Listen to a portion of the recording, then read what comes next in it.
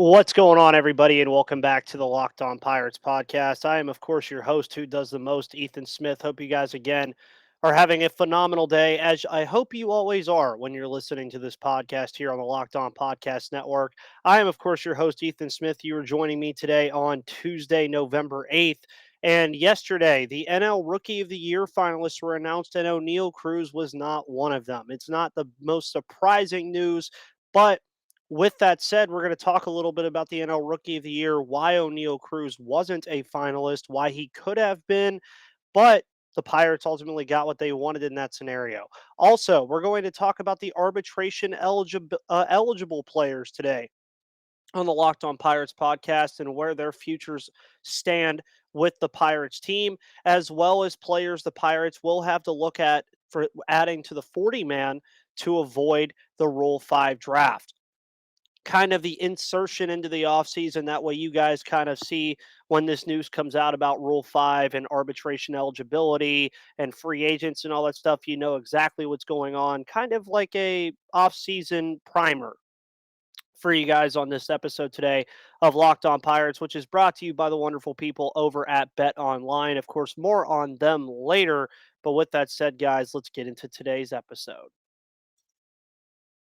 You are Locked On Pirates, your daily Pittsburgh Pirates podcast. Part of the Locked On Podcast Network, your team every day.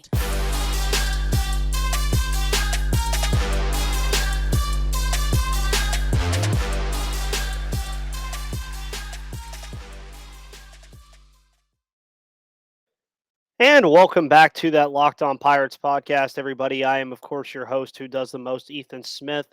Slowly and steadily getting away from this sickness. Thank God my voice is coming back a little bit. I'm getting a little more energized again. The offseason starts pretty much on Thursday. The offseason has already been well underway for the Pittsburgh Pirates, of course, after another 100-loss season. But every team is for sure about to be involved on Thursday, where we already have rumblings about Trey Turner. We already have rumblings about Jacob deGrom. We already have rumblings about a lot of the top free agents. But what will the Pirates be doing this offseason? That's what we really care about. But before we get into that, of course, MLB Network released yesterday the three bright talents who were your finalists for the NL Rookie of the Year from BBWAA. Not really surprised with this list whatsoever. Of course, it's now the Jackie Robinson Rookie of the Year award, which was a very, very good move by Major League Baseball. But Michael Harris, the third, Spencer Strider from the Atlanta Braves, no surprise there. Those guys were not only rookies, but integral parts of why the Atlanta Braves were a 100-win and NL East champion team in 2022. And then Brendan Donovan joins them from the St. Louis Cardinals. Oneil Cruz, not a finalist for NL Rookie of the Year. Pretty much what the goal was for the Pittsburgh Pirates, holding him down in the minors for that long, was so that he wouldn't end up being in that spot. But the interesting thing about two of these three finalists, and Spencer Strider and Michael Harris, they already have extensions. And that's something that I would like the Pirates to eventually do with Oneil Cruz. But Oneil Cruz, for what it was worth, him and Michael Harris kind of debuted around the same time. I believe Michael Harris was May 28th. Oneil Cruz was around June. It was somewhere in June. I can't remember when it was, but it was an electric time to be alive as a Pirates fan when he first initially came up. And again, I'm not going to sit here and tell you that Oneil Cruz should have won NL Rookie of the Year this year. I think that award is going to go to Spencer Strider. The guy was just absolutely phenomenal on the mound this year. If it doesn't go to him, it'll go to Michael Harris. It just depends on what the committee who votes on that really wants to go for. Do they want to go for the young hitter, or do they want to go for the young pitcher? That's really all that really matters for me. And I think Brendan Donovan, just based off of batting average alone in the season that he had, I think is why he's there. And batting average, I would say, for Oneil Cruz was his biggest drawback. Of course, you look here at the top 10 rookies in home runs. This is included with the American League. Of course, you had the three-headed monster in the American League of rookie hitters and Julio Rodriguez, Jeremy Pena, and Bobby Witt Jr. You then move to Michael Harris at number 4, Jack Sawinski at number 5. MJ Melendez at number 6, and Oneil Cruz, even though he did have the shortened year, at number 7. But when you take a look at his season compared to Michael Harris, I mean, Michael Harris had 19 home runs. He posted a 297, 339, 514, 853 slash line. Definitely better than what Cruz was doing, but Oneil Cruz down the end of the year definitely picked up that batting average when it was around the Mendoza line. At some points, he picked it up to a 235. He was on base percentage of 295, 456 slugging, and a 750 OPS. And even though he isn't a finalist for Rookie of the Year, Oneil Cruz definitely put his stamp on the league. I mean, you just saw Framber Valdez talking about him after the World Series win in Houston this past weekend. So the guy in Oneil Cruz, he's going to be a phenomenal baseball player. Not every phenomenal baseball player ever won Rookie of the Year, because if they did, they'd be handing the award out as a participation trophy. Let's just be honest with that there. Julio Rodriguez, interestingly, in this top 10 of home run list, was the only All-Star game participant among this list. As you saw Jeremy Pena, I mean, regular season wise, he had a good regular season for the Astros. Of course, he ended up winning American League Series MVP and World Series MVP, which was not surprising to me at all. Bobby Witt Jr. was a big reason why the Kansas City Royals were in their youth movement. Oh, again, it would have been nice to see Oneil Cruz at least be a finalist for this award, but again, I do understand why he's not. He had his struggles in the middle of the year. He couldn't hit a breaking pitch low for the longest time. He was crushing fastballs. He was breaking StatCast. He was doing all of that stuff, but it wasn't enough. Now, could this be added fuel for Oneil Cruz going into 2023? Sure, it could. But as I mentioned before, it's just not one of those things that I think Oneil Cruz really truly cared about that much in the first place anyway. And it's something the Pirates didn't care about that much in the first place anyway. They already pretty much justified with holding him down that far that he was not going to be a player for the NL Rookie of the Year award unless he tore things apart like Michael Harris did. Now, if Oneil Cruz would have been on this roster at the beginning of the season, he would have been a finalist for NL Rookie of the Year this year because he was on pace to hit 30 home runs. Now, if he would have hit 30 home runs and led all NL rookies in home runs, including Julio Rodriguez, which, again, he was on pace to do if he would have played a full season, he would have probably won the award. Now, Spencer Strider, again, I think it is and should be the front runner to win it because he was just absolutely phenomenal as a pitcher out there in Atlanta. But I want the Pirates to follow the model that the Braves followed with Strider and Harris. They see that those guys are good players. They see that those guys are going to be integral parts of their future. Go ahead and lock them up now. Go ahead and get them locked up. Go ahead and put them on an extension. Buy out some of these rookie years, buy out the arbitration years. Let's go ahead and get these guys rolling. And the Atlanta Braves, as I've said on this podcast multiple times, are how I hope the Pirates eventually start building their roster. Start extending these guys for 5 or 6 years at quality deals that are worth it for the Pittsburgh Pirates. You already saw them do it with Ke'Bryan Hayes. Why not do it with Brian Reynolds? Why not do it with Oneil Cruz? Why not do it with Mitch Keller? Why not do it with Roansy Contreras? Why not do it with Endy Rodriguez if he comes up and has a good start to his career? Go ahead and get these guys locked up so fans like me, fans like you, can start getting very hyped up about this team, start seeing a core come together. I'd even argue that Rodolfo Castro deserves a 3 or a 4 year extension after the way he played this year as a switcher. I really enjoyed what I saw from him this year, and I really think that the Pirates need to explore extending Oneil Cruz. And when we had Lindsey Crosby on our episode, our full Oneil Cruz player review episode, he did say, hey, maybe the Pirates need to just kind of press the brakes to see how the defense plays out. But you know Oneil Cruz is going to play well no matter where he plays. If he ends up being a DH, fine. He's a DH. But he's worth the money that the Pirates should give him for an extension. And I wouldn't worry about his shortcomings this year. It was his rookie year. It was the first time he was seeing MLB action for longer than 3 days. Of course, if you remember in 2021, we got to see him for about 2 or 3 games near the end of the year. He was bound to struggle. He was bound to have his shortcomings. But every shortcoming that he had came back with it and did phenomenal stuff with it every single time. He broke StatCast. He was constantly on MLB.com's Twitter account. He was always doing something. It does suck that he's not a finalist, but he has bigger things set for his career. Before we get into the arbitration eligible players, which there are 6 of them, this is not like last year where there was like 20. There are only 6 this year. We're going to talk about each one and talk about where their future could be with the Pittsburgh Pirates. But before we get into that, want to let you guys know about today's episode being brought to you by Bet Online.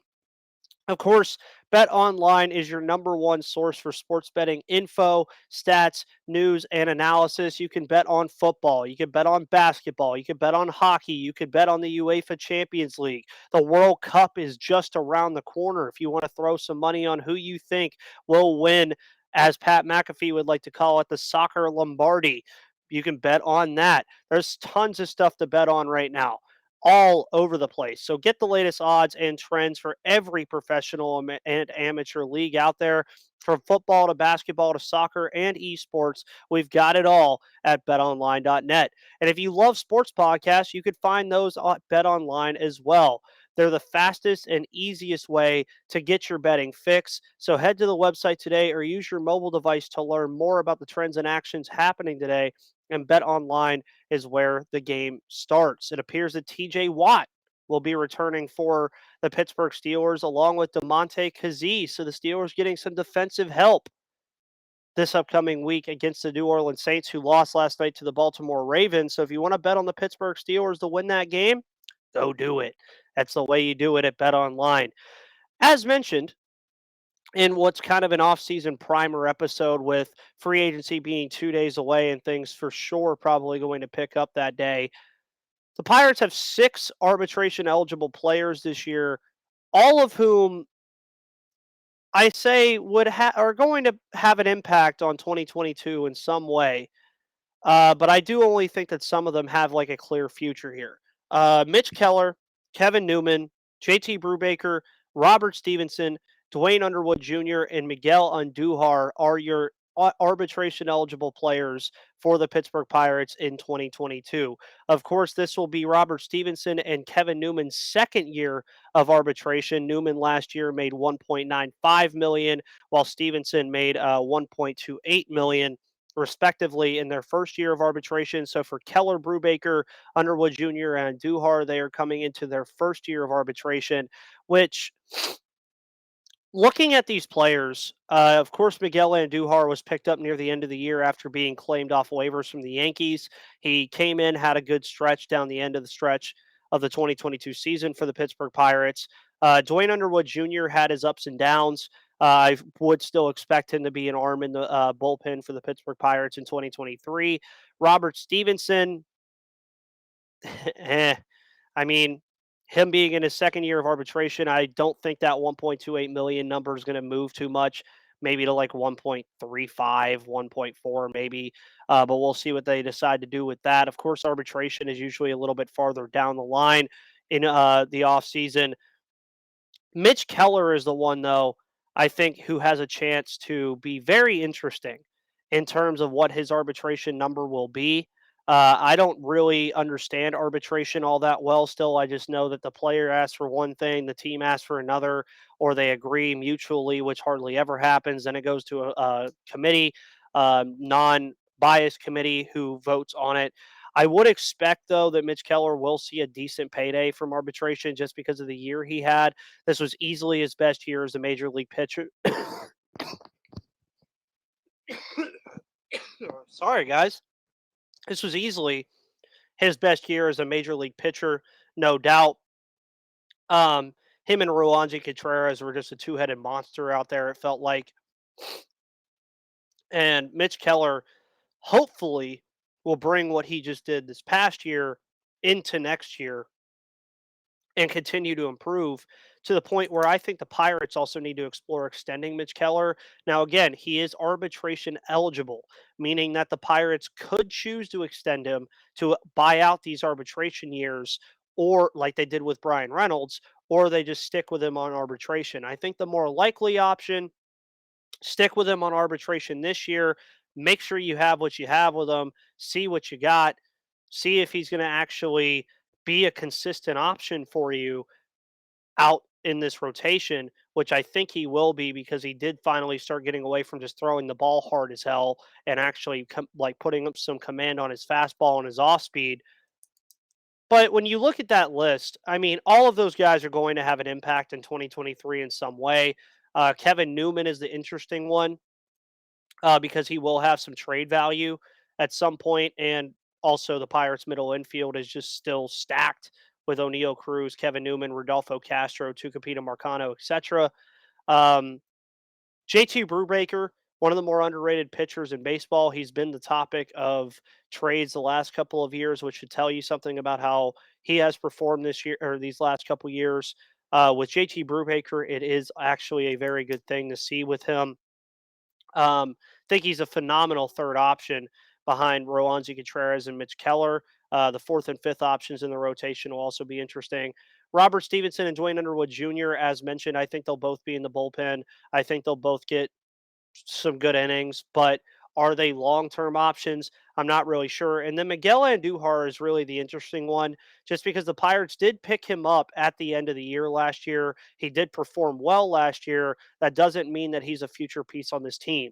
Now, I would like to see Miguel Andujar play first base. I don't know if that's something that he could potentially do.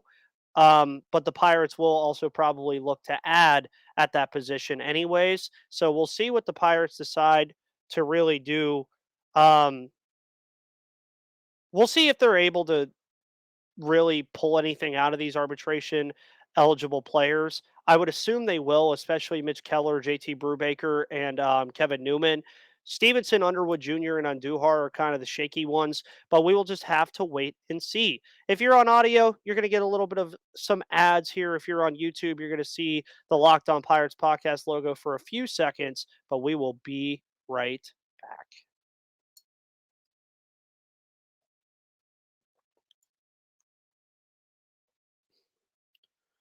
Alrighty, everybody, and welcome back to the Locked On Pirates podcast, brought to you by Bet Online today, here on Tuesday, November 8th. It is, of course, the Locked On Pirates podcast, where it is your Pittsburgh Pirates every single time you listen to this podcast. We are still doing the everyday thing right now in the off season, so lots of stuff will probably be happening over the weekend with free agency opening on Thursday. So we're going to be keeping a close eye on that. Tomorrow's episode is a mailbag episode, so make sure in the YouTube comments or on Twitter under that post that I always do every Tuesday that you submit your questions for the mailbag episode tomorrow on Wednesday. And then on Thursday, we, of course, will be highlighting what you guys want to see the Pirates do in free agency. We'll be talking about that as well as any breaking news that might be coming out with free agency early in the AM on Thursday. So, one big question that the Pirates are going to have to answer is who needs to be added to the 40-man roster to avoid the Rule-5 draft. This is where the offseason is going to get very interesting for the Pittsburgh Pirates. Mainly because they have a lot, and I mean a lot, of decisions to make in terms of the 40-man. You're looking at guaranteed guys, and there's probably, I'd say, three. And Endy Rodriguez, Mike Burrows, and Malcolm Nunez, all guys who are probably expected to have an impact in 2023. They'll be added to the 40-man roster, I'm sure. You're going to probably see Michael Burrows at some point next year. Malcolm Nunez is a first base option for next year after being picked up in the Jose Quintana trade. Endy Rodriguez was one of the best prospects in all of baseball this year in terms of how he performed at the minor league level at the various levels that he was at. So we'll see how that goes. There are some non-tender candidates for the Pirates that will probably be gone. They include Ali Sanchez, Zach Collins, Eric Stout, Jeremy Beasley, Miguel Yajure, and Hoyt Park. Those guys will all probably be off to make room for this list of players that will need to be added to the 40-man roster as they are Rule-5 eligible. That includes Blake Sable, Matt Gorski, Andreas Alvarez, Jared Triolo, Tanaj Thomas, Aaron Shackelford, Daryl Lopez, Matt Frazier, Rodolfo Nolasco, Cody Bolton, and J.C. Flowers. Now, you've heard me mention Matt Gorski. You've heard me mention Tanaj Thomas, Matt Frazier, Cody Bolton. You've heard me mention these guys. I would not be surprised if the Pirates do put these guys on the 40 man because they are going to probably be players in the 2023 season that you will see on the field. The ones that get interesting, Rodolfo Nolasco, JC Flowers, Dariel Lopez, Aaron Shackelford, Triolo, and Gorski and Alvarez, those are the ones that are going to be a little interesting. Blake Sable, by the way, a catcher slash outfielder. You saw him do both in the minor leagues this year. He's a guy I think that will probably get put on the 40-man roster. The Pirates have needs in the outfield. Yes, they do. That doesn't necessarily mean that they have to go into free agency and sign these guys. I know Andrew McCutchen, of course, is a free agent out of Milwaukee that everybody would love to have come back to Pittsburgh. How much good does it really do for you, though?